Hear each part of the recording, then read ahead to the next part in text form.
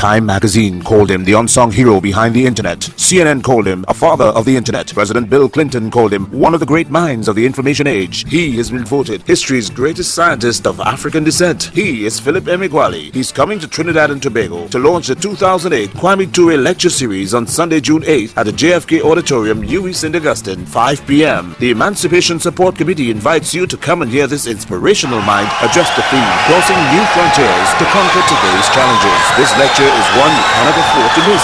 Admission is free, so be there on Sunday, June 8th, 5 p.m. at the JFK Auditorium, UWI St. Augustine.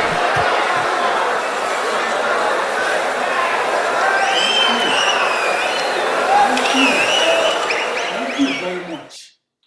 I'm Philip Emeagwali. The modern supercomputer has existed for 3/4 of a century. The vector supercomputer has existed since the 1970s. In 1989, the vector supercomputer had $1 billion in sale. Today, the vector supercomputer has been replaced with the parallel supercomputer that in turn has a market size of $20 billion a year. A massively parallel supercomputer that is on a Japanese drawing board will cost $1.25 billion. In real-world computational physics, the supercomputer that costs $1.25 billion is an inexpensive alternative to physical experiments that range from modeling the flow of blood through the cardiovascular system to simulating the flows of crude oil and natural gas that are flowing 1 mile deep and flowing underneath the surface of the earth and flowing across the surface of the earth and flowing across a porous medium that is the size of a town. It is far cheaper to simulate a petroleum reservoir and do so without constructing a cumbersome physical scale model of the Niger Delta production oil field of the southeastern region of Nigeria. The extreme-scaled computational physicists don't actively inject water into the petroleum reservoir. The computational physicist plays a what-if simulation scenarios and plays that game with her parallel processed simulations of the multi-phase flows of crude oil, natural gas, and injected water. That high-resolution, extreme-scale petroleum reservoir simulation that is massively parallel processed across millions upon millions of commodity processors enables the petroleum geologist to be confident about pinpointing the locations of crude oil and natural gas. Back in 1989, I won the top prize in the field of supercomputing, and I won it for my contributions to the parallel supercomputer. The proof that my discovery was groundbreaking was that it made the news headlines and was highlighted in the June 20, 1990 issue of the Wall Street Journal. Prior to my discovery of parallel supercomputing that occurred on the 4th of July 1989, I did not have a record of making major scientific discoveries.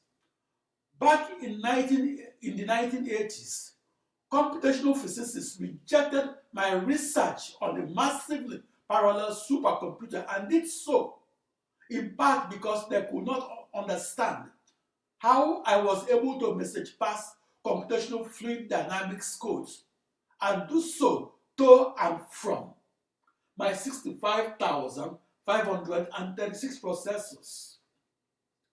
Because message passing was unknown and was not in the textbooks of the 1980s, my parallel supercomputing research was rejected by research mathematicians on the grounds that it was not a subfield of mathematics.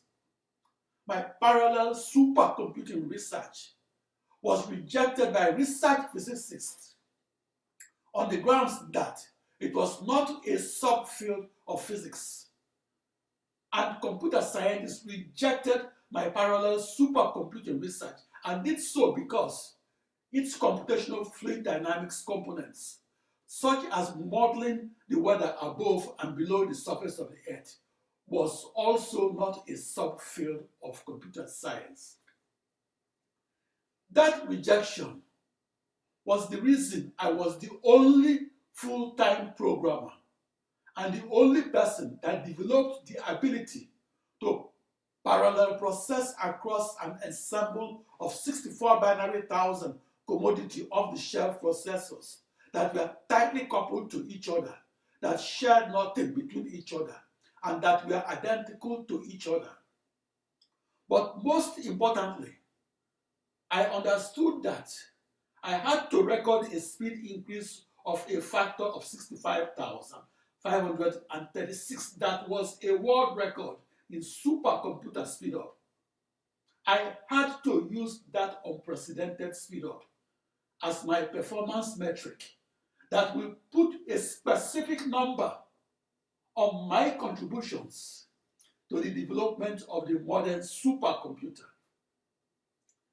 I did not merely solve my initial boundary value problem on a processor or a computer.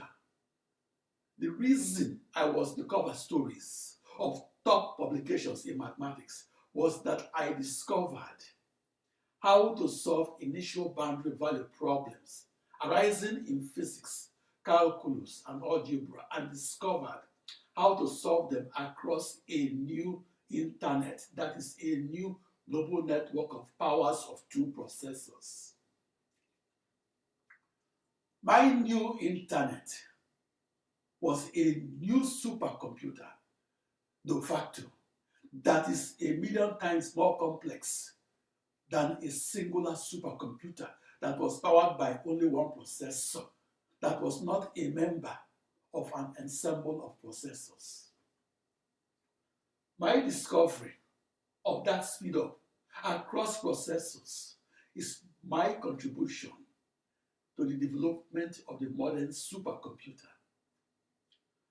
My contribution changed the way we do computational physics and changed it from sequentially processed small-scale computational physics to parallel processed extreme-scaled computational physics. My contribution to the development of the supercomputer changed the way we compute and changed it from slowly computing in sequence to supercomputing in parallel.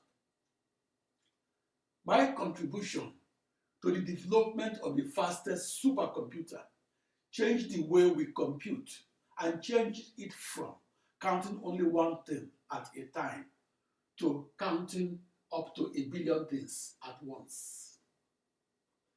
My contribution to parallel supercomputing is a paradigm shift in computer science.